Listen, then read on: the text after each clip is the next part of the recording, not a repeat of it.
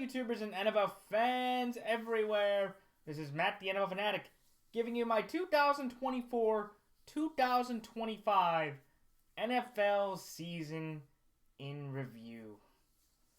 Man, ladies and gentlemen, 285 games played from Labor Day of 2024 up until this past Sunday, February 9th. And what a wild time this season has been. From when I had the prediction beginning where I had the Chiefs and Lions back there in the middle, I got half of that right. I just had to switch the teams on the center there. Just had to put the Eagles in that spot and put the Lions in the other spot. And we had the Super Bowl on Sunday, and my goodness, what an absolute rear-end kicking by the Philadelphia Eagles. 40-22, pretty much was over at the half. That is a rare game to see the Kansas City Chiefs play. A absolute garbage time through the second half. Patrick Mahomes was getting his rear end kicked by only 4 rushers. I think they only blitzed one time the entire game. They got 6 sacks on the guy, had 10 hits. He looked completely befuddled, completely unsure of himself, concerning, and it was just an absolute butt kicking, you know. And even though I do have to give the Chiefs this credit, and as someone took the Chiefs, I will fully admit I was dead wrong about this game. I honestly thought this was going to be a close game to the Chiefs, just like a lot of people did. Everybody knew, if you're a reasonable fan, the Eagles had the better team clearly on paper, but we just thought with the coach and the quarterback, just like 2 years ago, we thought the coach and the quarterback would do enough to win the game and pull out a win. But unfortunately this time the Eagles said, nope, we are not even going to get it to that point to make the game even a credible, respectable game. And job well done by them. Shout out Cooper DeJean, second-round pick out of Iowa, getting his first career interception in the Super Bowl for a Super Bowl pick 6. Both him and Saquon had their birthdays on Sunday. What a great birthday present for them. I think, you know, what an absolute shining moment for Philadelphia. Roster all the way up and down. Vic Fangio called his best game. I thought Vic, without that defense is playing, no receiver outside of Xavier Worthy made any big plays. Travis Kelce had a down and disappointing game. I honestly think, if you want my objective opinion, I believe Travis Kelce should retire because he has nothing left to play for. But I do think there is about a 30% chance he does come back for this reason. He does not want to end his career on that flat of a note. It's just in my opinion, you know, and again, he has nothing left to prove. He can, you know, retire. He's one of the greatest tight ends in history. Some people call him the GOAT tight end.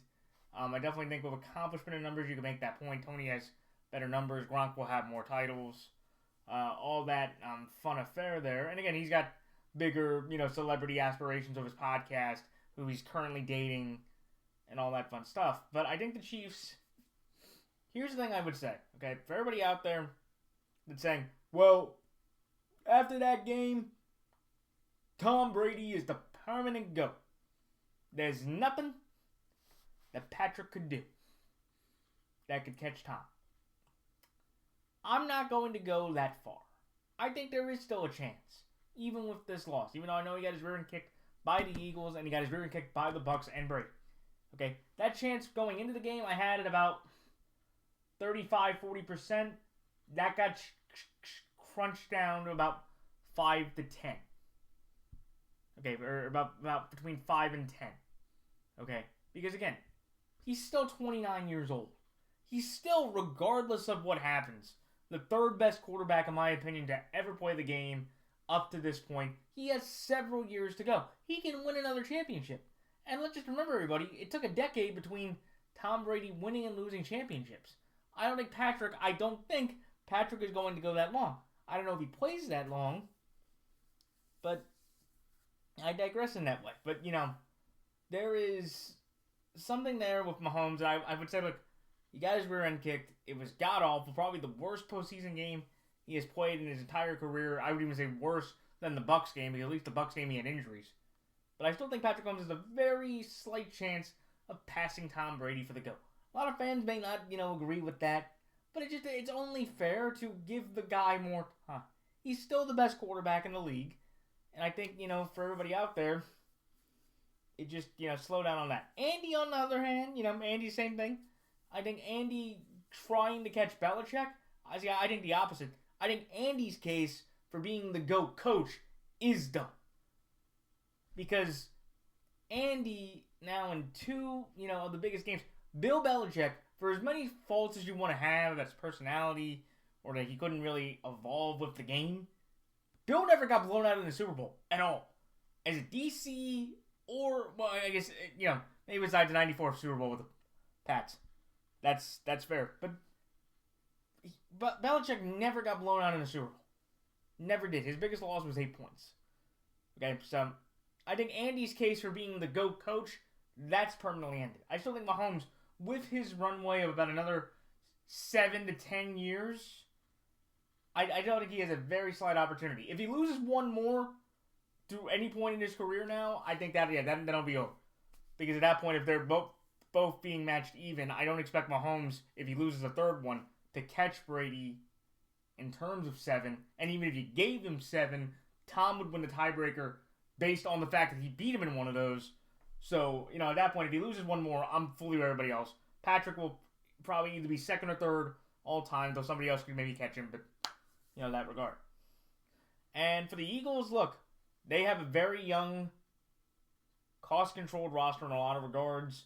They have a very, very good cap situation due to Howie Roseman and what he positioned the cap.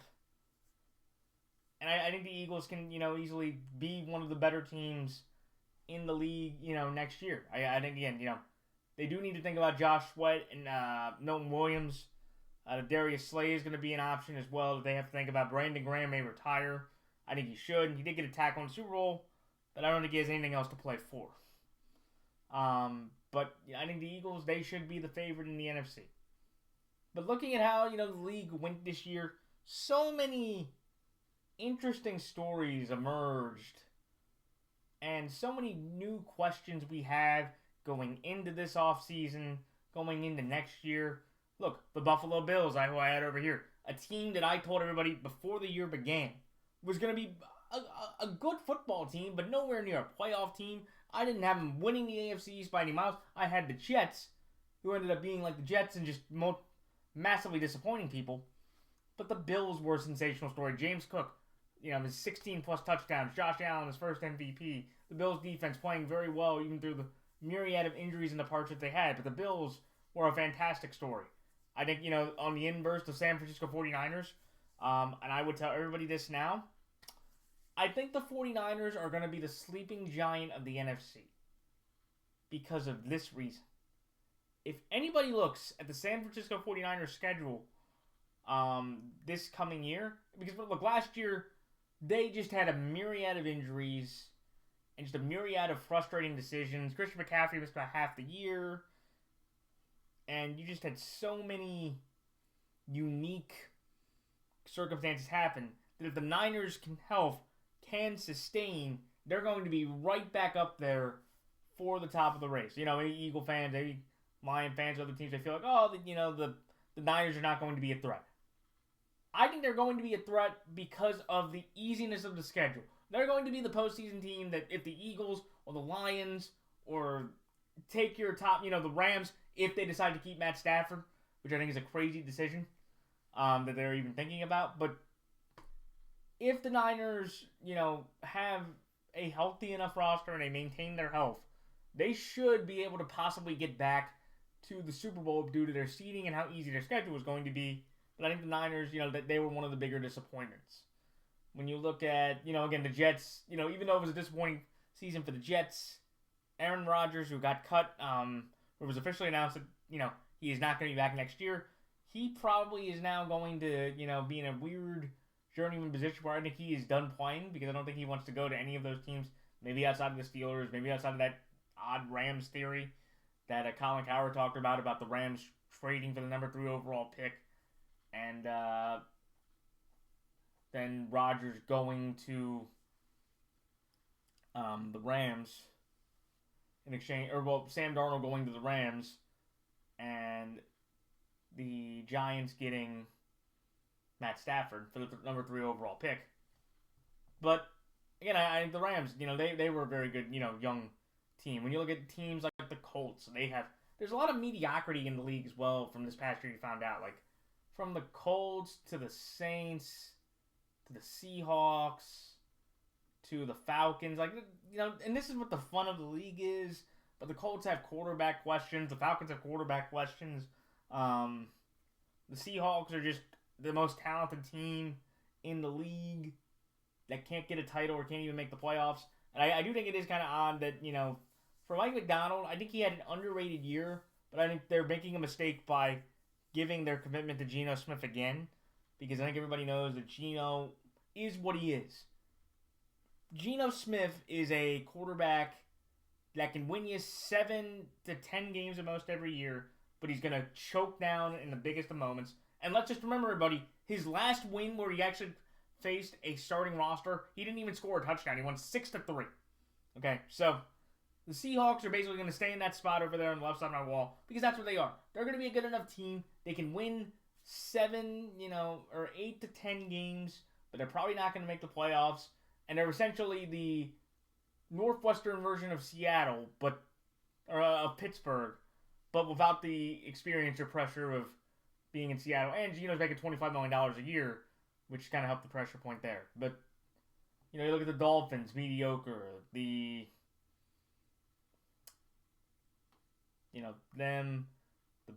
Bengals, even though the Bengals kind of had their ups and downs. There's just so much mediocre play in the league this year. It really does tell you just by difference of quarterback to where who are the top teams and who are the bottom teams, and everybody else just kind of fighting the position and their timelines and their expectations based on their quarterback play and their expectations. So, when you look at the Pats, Drake May, an okay rookie season. I feel like, he has some confidence building into it. The Pats have a lot of cap room space next year, over $100 million in space, the most cap room space in the NFL. I think they're going to make some big moves. The Giants are an abject disaster. They let Daniel Jones go. They let Saquon Barkley go. Oh, here's a fun hot take that I will do. I'm going to do a modification of the curse of Bobby Lane. And I hope I am still here 30 years, maybe doing, bigger things, and I can keep giving these predictions.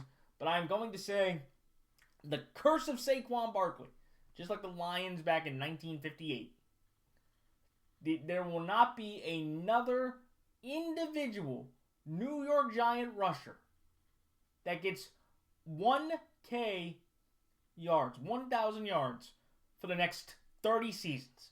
That is my bold prediction with the curse of Barkley, is that no Giant individual running back will get 1,000 yards in a season. That I have all the confidence in the world due to offensive line structure, that no Giant running back will get 1,000 rushing yards for the New York Giants over the next 30 years. And watch, by this time next year, I will definitely be in that predicament to where I was probably wrong about that. But, you have the Giants situation, the Cowboys firing McCarthy, Dak having an injury, and the Cowboys just being a mediocre football team. That's unfortunate, but that's just how the Cowboys are. And I think they have a long road ahead before they even, especially in that division, before anything happens in a big way. But,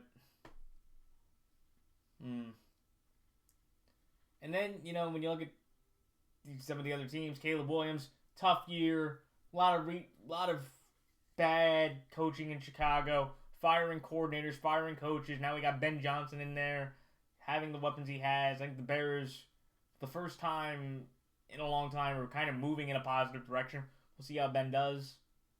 The Vikings being probably the biggest surprise of the year when J.J. McCarthy tore his meniscus. Everybody thought, including me, this team is going to be an irrelevant franchise for the year. They end up showing that they were the most surprising franchise by getting 14-plus wins with Sam Darnold, who could have argued should have been comeback player of the year. They gave it to Joe because of the injury, but now the Vikings are in a massive question of what are they going to do at quarterback. I honestly think, this is my opinion, that Kevin O'Connell needs to let Sam Darnold go, because if J.J. McCarthy If Sam Darnold starts and they don't have that issue, I am telling you right now, the Vikings should fire Kevin O'Connell. That's just me. They should fire Kevin O'Connell if Sam Darnold comes back. But yeah, so there is that. And then, when you look at some of the other teams, the Lions, great individual momentum story. Crushing sadness there with the playoff loss to the Commanders, and a shocking rout of how inefficient and how turnover on Jared Goff's offense was. And then just kind of in the other AFC teams, the Chargers, Jim Harbaugh making a great first step. Bo Nix giving the Broncos their best hope. Patrick Surtain winning Defensive Player of the Year. The Broncos just being competent because I think, it was a surprise. Though I would tell everybody this.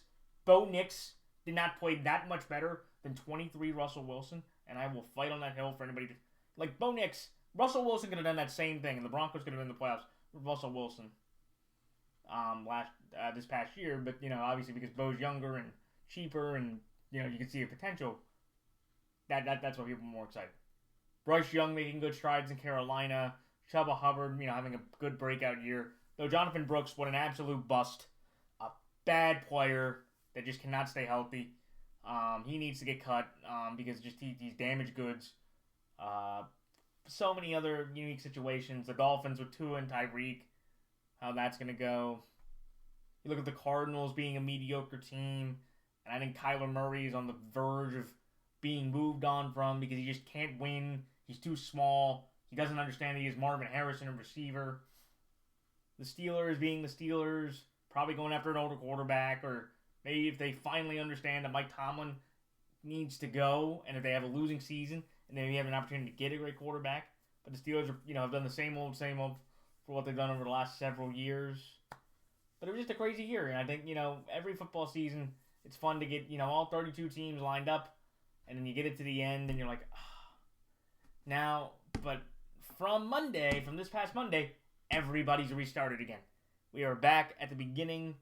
We are all in the offseason. We all have hope for the next championship. And I will say this.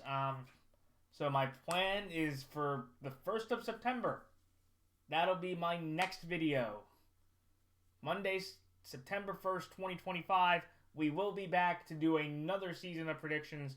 And to wrap up this video, I want to say thank you to everybody that's watched these videos for all the past several years. I hope, Half Moon, you enjoyed my wall. I'm definitely going to keep these fat heads for you. I might just adjust them to give different variety and give you a new Super Bowl prediction. But as I do every year at this video, I'm going to give my way too early, week after the season ended, my 2025-2026 Super Bowl prediction in San Francisco. And it's kind of unique because what NBC did was decide to give a different colored logo and setting. But I'm going to go that the Philadelphia Eagles will be going to San Francisco to take on the Buffalo Bills. So that is I'm going to end this video on my way too early Super Bowl 60 prediction. We got all the time. We got months to go off season, the draft, injuries, whatever. Philadelphia at Buffalo at Levi's, Super Bowl 60 in February 2026. So that is it. So those are my comments. Again, thank you everybody for watching the videos. Enjoy doing them. Thanks for all the rigorous discourse and fun interactions. Hopefully, again, I had one of my better years. Had a winning record against the spread. Had my best straight-up percentage regardless. And until September 1st, everyone, best of luck with the NBA, off-season, March Madness, the NFL off-season with the Combine starting on February 28th, free agency, the draft, all that fun stuff. But until September 1st, everyone, this is Matt Dionix signing off for the off-season. Until then, everyone, so long.